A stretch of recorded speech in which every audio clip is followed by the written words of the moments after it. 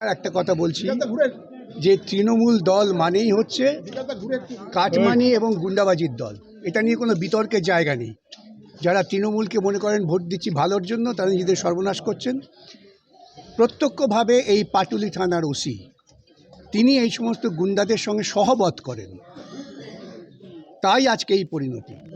কেন এই গুন্ডারা জানেন যে আমাদের কিছুই হবে না, থানার ওসি আমাদের সঙ্গে আছেন, থানার ওসি কমরেডদের বিরুদ্ধে লড়াই করছেন। এই অভিযোগ কেন করছেন?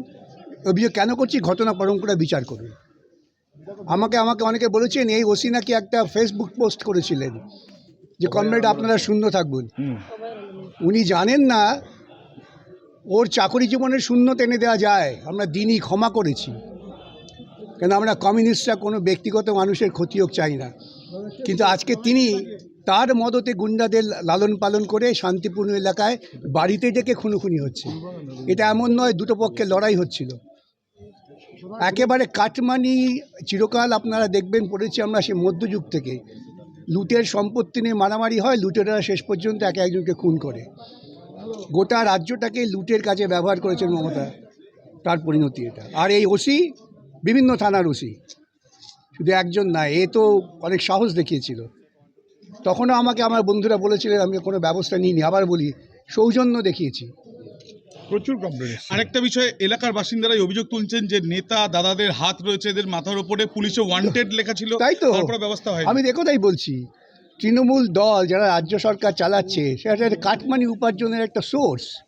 পাড়ায় পাড়ায় গুন্ডাদের নামিয়ে দিয়েছে, তারা কাটমানি উপার্জন করছে, লোককে ভয় দেখাচ্ছে, বেকার ছেলেদের কিছু টাকা দিয়ে তাদের প্রলোভিত করছে, গোটা সমাজটাকে ধ্বংস করে দিচ্ছে। বিগত দিনের যে নির্বাচনগুলো হয়েছিল সেগুলোতেও কি ভোট দিতে দেয়নি, কোথাও ভোট দিতে দেয়নি।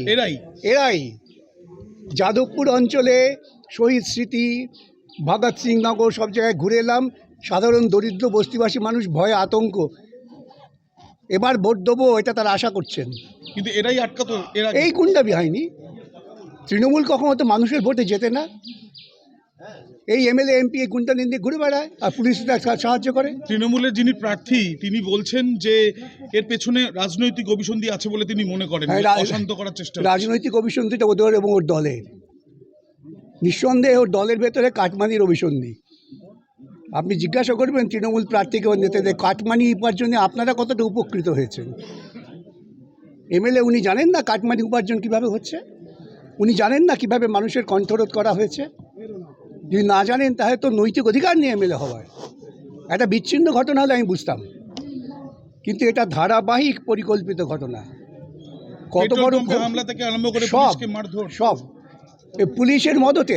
পুলিশে একটা কনস্টেবল মার গেল, সার্জেন্ট মার খেলো, তো কী যায় আছে উচ্চপদস্থ পুলিশ অফিসারদের?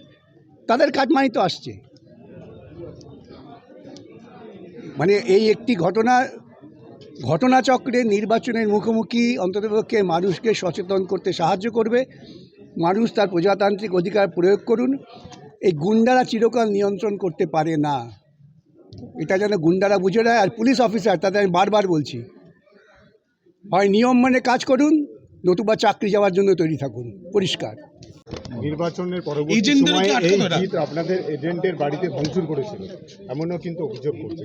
দেখুন, এইটা হচ্ছে ফুলবাগান পুরনো পাড়া। এখন সব দোতলা, তিনতলা, চারতলা ভদ্রলোক, সাধারণ মানুষ।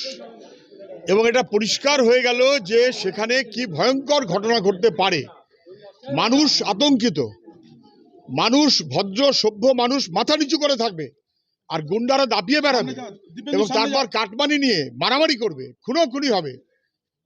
ভদ্রলোকেরা মাথা নিচু করবে, পুলিশ মদত দেবে, তৃণমূলের এমএলএ মদত দেবে।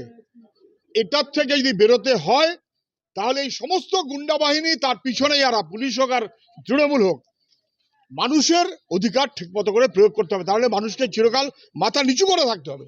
ভদ্রলোক মাথা নিচু করে চলবে আর গুন্ডারা দাপিয়ে বেড়াবে, তার কি পরিণতি হতে পারে? একেবারে পাড়ার মধ্যে খুন, ভয়ঙ্কর, গোটা পাড়া আতঙ্কিত, কিন্তু কেউ কিছু বলতে পারবেন না। কোথায় এমএলএ, কোথায় এখানকার এমপি, কোথায় এখানকার কাউন্সিলর, কোথায় যে এই আশপাশে কখনো ধরনের ঘটনা ঘটেনি? ওসি কোথায়? ওকেই তো গ্রেপ্তার করা উচিত, ওসিকেই তো গ্রেপ্তার করা উচিত। এই ঘটনার দায় সে নেবে না? ছবি লাগানো ওয়ান্টেড ক্রিমিনাল, তারপরে কিছু করেনি কেন? সে বাইরে ঘুরে বেড়াচ্ছে কি করে? এই বাইরে ঘুরে বেড়ানো বাহিনীর পিছনে পুলিশ এবং নেতারা, আর গোটা পাড়া আজকে আতঙ্কিত। এই হয়ে গেছে পশ্চিমবাংলার চেহারা। মুখ্যমন্ত্রী বলেছিলেন গুন্ডাদের কন্ট্রোল করি, গুন্ডাদের কন্ট্রোলে মুখ্যমন্ত্রী চললে কি হয় তা আজকে দিনের আলোর মতন পরিষ্কার।